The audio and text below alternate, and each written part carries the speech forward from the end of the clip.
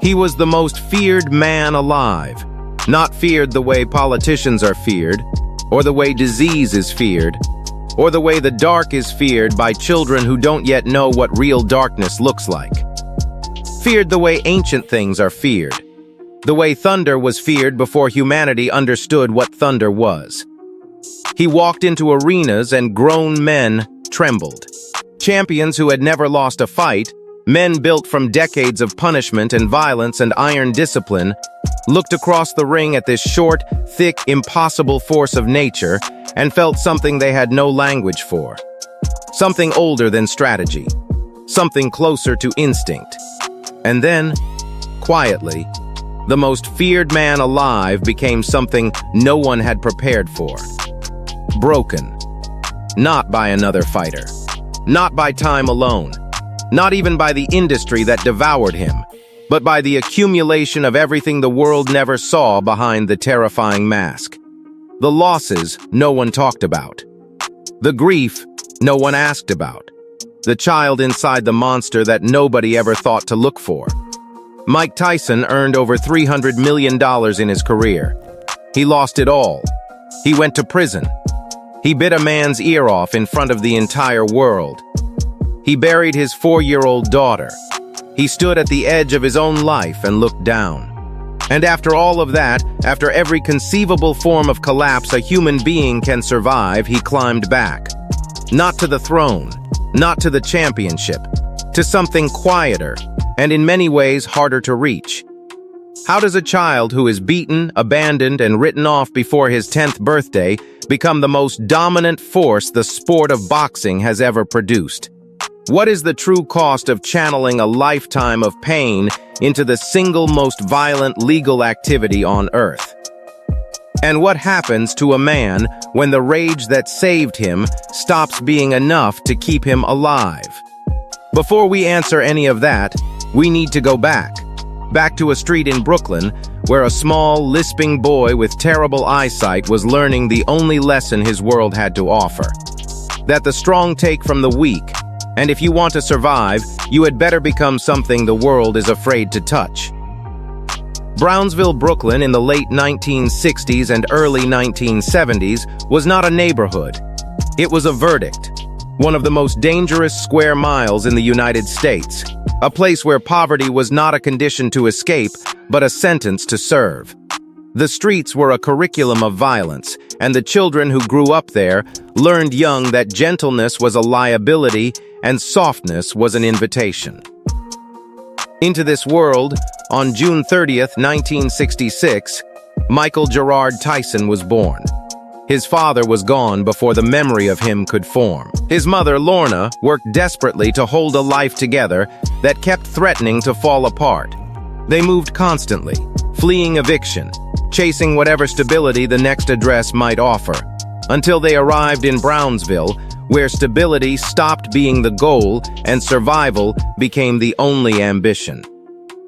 Lorna drank, not because she was weak, but because the weight she was carrying had no other release valve. She loved her children with whatever she had left after the city took its share.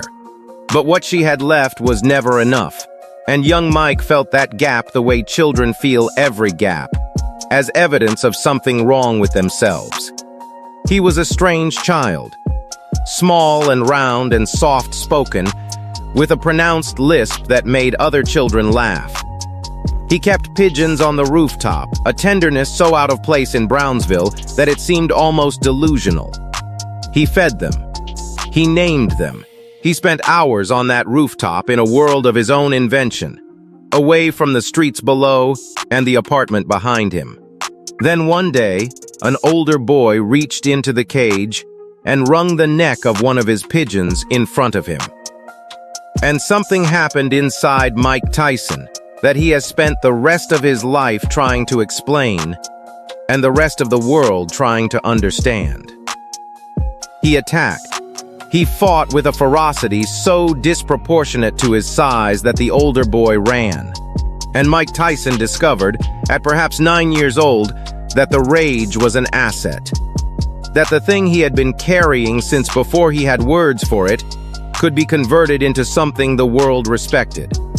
or at least something it feared. He was arrested 38 times before the age of 13. Muggings, robbery, running with gangs. The juvenile detention system processed him the way it processed thousands of boys like him, as a problem to be managed rather than a child to be understood. He was sent to the Tryon School for Boys in upstate New York, a reform school that was, like most such institutions, better at producing harder criminals than reformed citizens. And it was there, inside those walls, that the first miracle of Mike Tyson's life occurred. His name was Bobby Stewart, a counselor at Tryon who had been a professional boxer. Stewart looked at Mike Tyson and saw something that the courts and the streets and the school system had entirely missed. He saw the engine, not the anger itself, but the extraordinary physical and psychological capacity underneath it. He began teaching him to box.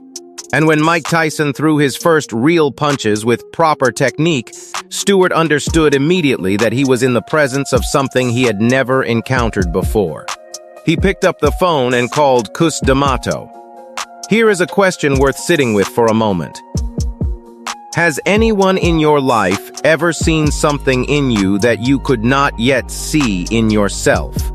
Someone who looked past the surface and recognized a capacity you had buried or never knew was there? Because for Mike Tyson, that person was Cus D'Amato, and without him, there is no story to tell. Leave a comment below, because that kind of recognition changes everything. Constantine D'Amato was 72 years old when he first watched Mike Tyson hit a bag. He was a legendary trainer who had produced two heavyweight champions, Floyd Patterson and Jose Torres.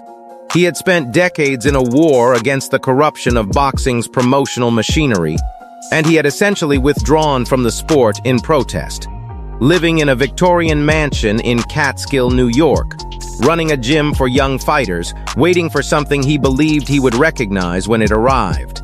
When Bobby Stewart brought Mike Tyson to Catskill in 1980, Cus D'Amato watched the 13-year-old move for approximately 90 seconds. Then he turned to the people around him and said, "If this boy wants it, and nothing happens to him physically or mentally, this boy will be heavyweight champion of the world." What Cus saw in Mike Tyson, and what he spent the next 5 years building, was not simply a fighter. It was a philosophy, made flesh. D'Amato had spent decades developing what he called the peak Abu style, a defensive system of constant movement and head slips designed to make a shorter fighter nearly impossible to hit cleanly while allowing him to generate devastating power from unexpected angles. And he had a theory about fear. Not that champions were without fear, but that they were defined by their relationship to it. Fear is your friend, Cus told Mike. Fear is the finest emotion a human being has. It creates energy. And when he saw that Mike Tyson carried more fear than perhaps any fighter he had ever encountered, not fear of opponents, but the deep oceanic fear of abandonment and worthlessness and being nothing, Cus understood something profound. If he could teach this boy to channel that fear rather than flee it, the result would be unprecedented. Mike moved into the D'Amato house in Catskill. He went to high school. He ate dinner at Cus's table. He trained every day with a commitment that astonished people who saw it. He watched fight films obsessively. He studied Jack Dempsey and Roberto Duran and Joe Louis frame by frame, absorbing technique the way musicians absorb melody instinctively, until it became part of his own language. And slowly, under Cus's care, something shifted in Mike Tyson that had never shifted before. He felt, for the first time in his life, that someone wanted him specifically. Not as a weapon to aim at something, not as a product to profit from, but as a person whose existence had value. Cus became, in every way that mattered, his father, his trainer, his teacher, the anchor of a life that had never previously had one. He turned professional at 18. And what followed was not a boxing career. It was a natural disaster in human form. His first 19 opponents were knocked out in the first round. He moved with a speed no heavyweight had ever generated, head-slipping punches by fractions of an inch and countering with combinations that arrived so fast the human eye could barely track them. His knockout of Marvis Frazier lasted 30 seconds. His destruction of Jesse Ferguson prompted commentary that was less sports reporting and more witnessing. He was 19 years old. He weighed 220 pounds. And he was visibly, objectively, something the sport had never seen before. On November 22, 1986, Mike Tyson became the youngest heavyweight champion in boxing history, stopping Trevor Berbick in the second round. He was 20 years old. He stood in the ring with the belt and wept. Not the tears of triumph. Something deeper. The grief of a boy who had been told his whole life that he was nothing, briefly unable to process that the world had just told him the opposite. But Cus D'Amato was not there to see it. He had died 13 months earlier of pneumonia on November 4th, 1985. Mike Tyson was 19 when he lost the man who had saved him. And something that had been held carefully in place began to shift. The protective architecture that Cus had built around him, the structure, the purpose, the philosophical framework that converted rage into mastery, lost its chief engineer. He had the title. He had the money that followed. He had the adulation. What he did not have was Cus. And he did not yet know that the difference between the fighter with Cus and the fighter without him would eventually cost him everything. What does it feel like to achieve the thing you built your entire identity around before you have the wisdom to know what to do with it? Think about that for a moment. Because at 20 years old, Mike Tyson was the heavyweight champion of the world. And he had absolutely no idea who Mike Tyson was without boxing. The late 1980s should have been the permanent establishment of a dynasty. Mike Tyson unified the heavyweight titles, knocking out Tony Tucker and Tony Tubbs and Michael Spinks. The Spinks fight lasted 91 seconds. Spinks, who had never been knocked down as a professional, who had beaten Larry Holmes twice, walked into the ring in Atlantic City on June 27, 1988, and was destroyed before most of the audience had settled into their seats. The sports world ran out of superlatives. At 21, he was being called the greatest heavyweight of all time. Comparisons to Ali, to Louis, to Dempsey. But the cage Cus had built so carefully was dissolving. The trainers who replaced him did not have his authority or his understanding of the psychological architecture that made Tyson work. The entourage that grew around him was populated by people whose interest in his well-being was inseparable from their interest in his earning power. And Don King, the most powerful and most predatory promotional figure in boxing history, had gotten close. Very close. There was also Robin Givens. They met in 1987 and married in February 1988 in a ceremony conducted before the ink on the paperwork was barely dry. She was an actress, beautiful and composed, from a background as different from Brownsville as it was possible to be. The marriage was a collision of worlds that had no common language. Mike brought the desperate need of a man who had never felt loved by a woman the way a boy needs to be loved. Robin brought, by her own later account, a genuine fear of the man she had married. A fear that was not without foundation. The relationship was volatile in both directions.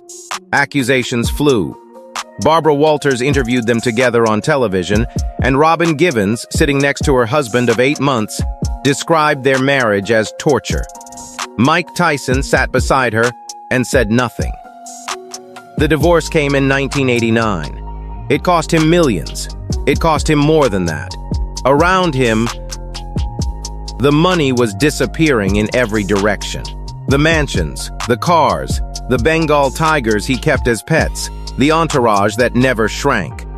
And Don King, whose promotional contracts with Tyson contained provisions that Tyson's own lawyers would later call unconscionable, was at the center of everything, extracting fees and percentages that reduced a $300 million career to the financial profile of a man who had earned almost nothing.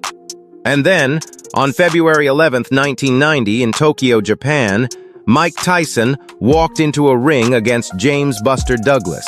He was a 42-1 favorite. Douglas had suffered the death of his mother 3 weeks before the fight. He had a sick child. He had almost no professional profile that suggested he could survive 4 rounds with the heavyweight champion. And over the course of 10 extraordinary rounds, Douglas hit Tyson with every punch he had, absorbed punishment that would have stopped almost anyone else, knocked Tyson down in the 8th round, and then in the 10th, ended the fight. Mike Tyson, who had never been knocked out, who had been called unstoppable by the consensus of the sport, lay on the canvas, reaching for his mouthpiece while the referee counted him out. It was the single greatest upset in boxing history. But for Mike Tyson, it was something else. It was the first evidence that without cuss, without the architecture, without the psychological foundation, he was mortal in ways that no one had allowed themselves to believe. The defeat was winnable on paper. The conditions should have been easy. And still, it had happened. The invincibility was not merely dented. It was exposed as something that had always been conditional. He came back. He won fights. He reclaimed momentum. And then, in July 1991, in Indianapolis, Indiana, at a Black Expo beauty pageant, Mike Tyson met Desiree Washington, 18 years old, a Sunday school teacher and beauty contestant from Rhode Island. What happened in his hotel room that night has been disputed across 3 decades, in courtrooms and interviews and books and documentaries, and disputed still. What is not disputed is the verdict. In February 1992, Mike Tyson was convicted of rape and sentenced to 6 years in Indiana's Plainfield Correctional Facility. He served 3 years. Have you ever watched something that seemed impossible and been forced to reckon with the fact that it was entirely possible? Because that is what Tyson's conviction forced on a public that had divided itself along lines of gender and race and class, fighting about what it said about him, what it said about the legal system, what it said about all of them. Some believed he was guilty. Some believed he was framed. Many believed something more complicated than either position allowed for.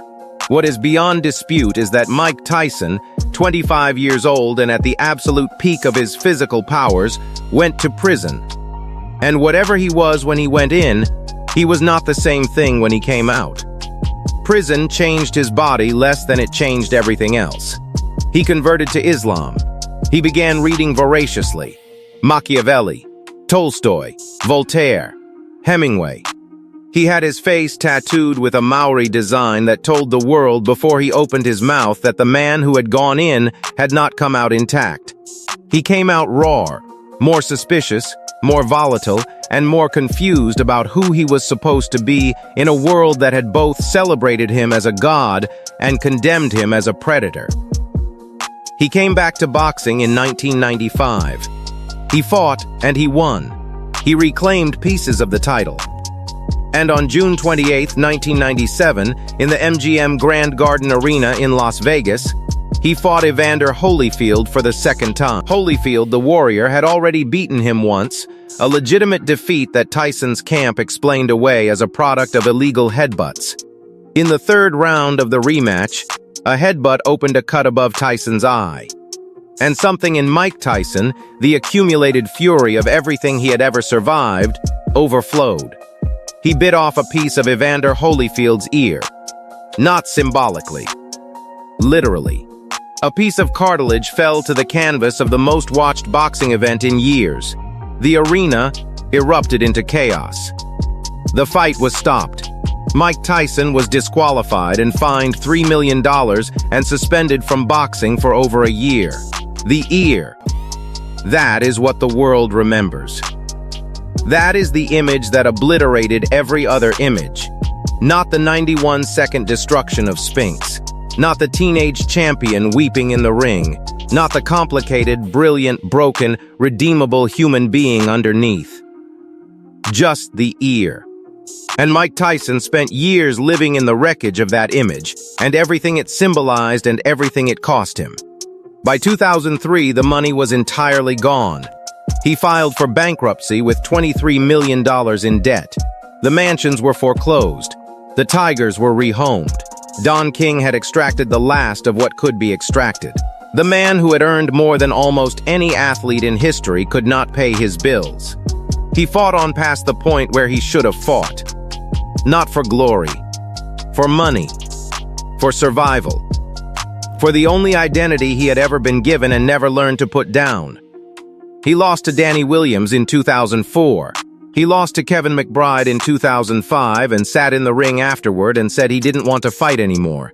He didn't have the heart for it. He had spent 30 years converting his heart into a weapon, and there was nothing left to convert. And then the worst thing that can happen to a human being happened to Mike Tyson. On April 25, 2009, his 4-year-old daughter Exodus was found unresponsive in the family home in Phoenix, Arizona. She had become entangled in the cord of a treadmill. She was taken to the hospital. She died the following day. She was 4 years old. There are certain losses that do not respond to any framework, that cannot be assigned meaning no matter how much time passes or how much wisdom is accumulated. The death of a child is the outer limit of what human beings can endure, and it does not care what you have survived before it arrives. Mike Tyson, who had survived Brownsville and juvenile detention and prison and bankruptcy and public humiliation, sat with the death of his daughter and had nothing. No rage to convert, no opponent to face, no performance to give, just a father and an absence where his child had been. He has spoken about it rarely and carefully. The grief, he has said, never goes away. It changes shape. It becomes part of the structure of every day, present in the background of everything, a weight that cannot be put down and cannot be carried without cost. He has said that Exodus made him understand for the first time in his life what mattered, that the belt had never mattered, that the money had never mattered, that the fear he had generated in other men was the most meaningless thing he had ever been proud of.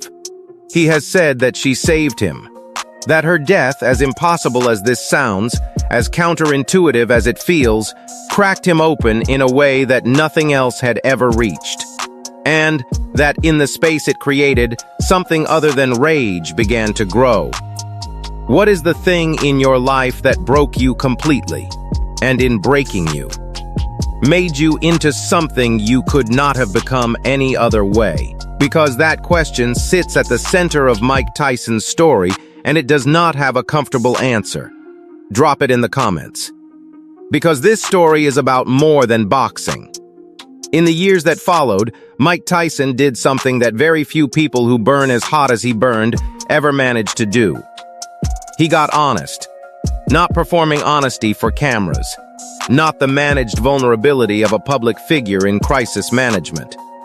He got actually, uncomfortably, sometimes brutally honest about who he was and what he had done and what it had cost everyone around him. He went to therapy. He got sober. He joined a 12-step program and sat in rooms with people who had no idea they were sitting next to the most feared man of the 20th century and told the truth about his life without the protection of fame or performance. He reconciled, imperfectly and slowly, with former opponents. He appeared on Broadway in a one-man show called Undisputed Truth that was essentially 90 minutes of the most famous fighter alive holding a microphone and refusing to hide. Critics who had written him off as a cartoon found themselves sitting in stunned silence, watching a man they had not known existed inside the mythology. He became a presence in the podcast world, hosting Hotboxin' with Mike Tyson. Conversations that ranged from philosophical to absurd to devastating, and sometimes all three within the same 20 minutes. He spoke about Buddhism. He spoke about psychedelics. about the mushroom journeys he credited with opening emotional pathways that decades of survival instinct had sealed shut. He spoke about his children, the ones still living, with a tenderness that sat strangely and beautifully on the face that had been on every wanted poster and sports magazine and tabloid front page for 30 years. He married Lakeia Spicer, who he calls Kiki, in 2009. They have 2 children together. He has described her with the simple directness of a man who has stopped performing as the only woman who ever truly knew him, who saw the damage and stayed, who did not require him to be the Terminator or the champion or the monster, who let him be the frightened boy from Brownsville who just wanted someone to stay. He launched a marijuana business in California, Tyson Ranch, named partly for the irony of a man whose career was built on aggression, spending his 50s surrounded by a plant whose entire character is peace. He has spoken about cannabis the way people speak about medication that finally works after a long search through everything that doesn't. In November 2024, at 58 years old, he stepped into a ring against YouTuber-turned-boxer Jake Paul in Arlington, Texas. Netflix broadcast it to the world. He was not the fighter he had been. No one expected him to be. But he was there. He showed up. He absorbed what Paul had, and he gave what he had, and he walked away on his feet, and the world that had been prepared to pity him found something else instead. Not what was in the ring exactly. What it meant that he was still there at all. Still capable of choosing to show up to something difficult rather than looking away from it. He has said that at this point in his life, he is not afraid to die. Not because he is careless with his life, but because he has made peace with the fact that everything ends. He has buried his daughter. He has lost the rage that was the engine of everything. He has found something quieter on the other side of it, and he is still surprised by it. Still a little suspicious of it. Still the boy from Brownsville who was never entirely sure he deserved anything good. Here is what Mike Tyson's story reveals beneath the violence and the tragedy and the spectacle. It reveals that the most dangerous thing about a child raised without love is not what he will do to others. It is what he will do to himself in pursuit of the feeling that was never given to him. The championships, the money, the fear, all of it was a proxy for the thing Brownsville never offered, and the father who never stayed. And the tragedy is not that he failed to protect that thing once he had it. The tragedy is that no amount of it was ever going to be enough, because the wound was older than the achievement, and the only thing that could reach it was something no belt or bank account or crowd of terrified opponents could provide. Customato gave him a glimpse. Exodus took him the rest of the way. He is 58 years old. He is slower, heavier, more deliberate in his movements and in his words. He sits across from interviewers and speaks with a directness that is jarring in its simplicity. He does not try to manage his image anymore. He has lived too much for image management to feel worth the effort. He makes people laugh. He makes people cry. He says things that are wrong and then corrects himself, and then says something that is so exactly right that the room goes quiet. He is at this distance from the thunder and the terror and the collapsed empire, recognizably and unmistakably human. Which is perhaps the most unlikely transformation in the history of a sport built on the systematic reduction of human beings into their most animal components. The most feared man alive. The youngest heavyweight champion in history. The convicted felon. The bankrupt. The man who bit another man's ear off in front of the world. The father who buried his daughter. The man who got sober and honest and still showed up. He is all of those things. None of them is the whole story. And perhaps the deepest truth his life offers is this. The measure of a human being is not the worst thing they have done. And it is not the greatest. It is the distance between those two things, and what they chose to do with everything they learned crossing it. Mike Tyson crossed a distance that most of us will never be asked to cross. He did not cross it cleanly or gracefully or without causing enormous damage along the way. But he crossed it. And he is still here, still surprising people, still, at 58 years old, in the ring. Not because he needs to prove anything. Because showing up is the only thing that was ever in his control. It is the only thing that was ever in anyone's. If this story moved you, if something in Tyson's journey reflected something in your own, leave a like as a tribute to a man still fighting the only fight that has ever truly mattered. Subscribe so you never miss the stories that go deeper than the headline. And tell us in the comments, what is the one thing from Mike Tyson's life, not from the highlight reel but from the life itself, that you will carry with you? Because the greatest fight Mike Tyson ever had was never in a ring. It was the one no one could watch. The one that happened in the quiet, after the crowds left and the money was gone and the rage finally ran out. The fight to become, after everything, simply a man. He is still in the middle of it. And that, more than any championship, is worth respecting.